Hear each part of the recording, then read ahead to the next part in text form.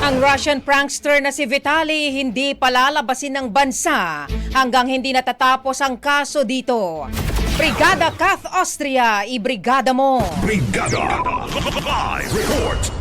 Hindi ipapadeport ang Russian-American vlogger na inaresto dahil sa inappropriate behavior nito sa kanyang vlog. Ayon kay Interior Secretary John Vic Remulla, hayaan munang mapanagot ito sa batas sa bansa matapos sampahan ng patong-patong na kaso. Hindi po namin siya i-deport. Mananagot siya sa batas dito sa Pilipinas. Seryoso tayo na sa sariling bayan natin. Hindi tayo magpapabaso sa kanila. Kabilang sa mga kasong inihain laban sa kanya ang unjust vexation, alarms and scandal at attempted theft. Idiniin ni Remulla na ang pagkakaresto sa dayuhan ay patunay na seryoso ang batas sa Pilipinas at tayo'y hindi magpapabastos sa mga dayuhan. Dapat anyang igalang ng mga ito ang batas at kultura sa bansa, gaya ng paggalang ng mga Pilipino kapag nasa ibang bansa. Hindi na lang habang sa likod ako, minumura ako di ba? May mga reports na sa ibang bansa, persona non grata na siya sa mga kalokohan na gatuling ginagawa. Ito yung bagong kultura ng internet.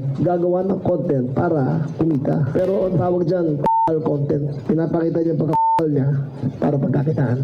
Sa ngayon, nananatiling nasa kustodiya ng Bureau of Immigration ng vlogger dahil sa pagiging undesirable alien nito habang dinidinig ang kanyang mga kaso. In the heart of changing lives, ako si Brigada Kath Austria ng 105.1 Brigada News sa Manila, the Music and News Authority. Brigada Balita Nationwide. Ang bahaging ito ay hatid sa atin ng PowerCell Salabat, ginhawa ng bawat nangangarap.